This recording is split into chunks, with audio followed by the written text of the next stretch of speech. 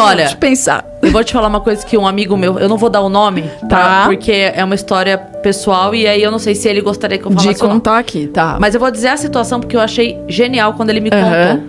Que o filho tava tendo uma aula na escola sobre drogas, né?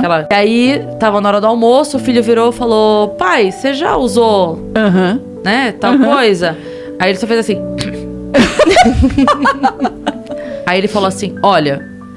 Não tem nada que você vá aprender que eu já não saiba o que é. Ótimo. E eu vou te falar uma coisa muito séria.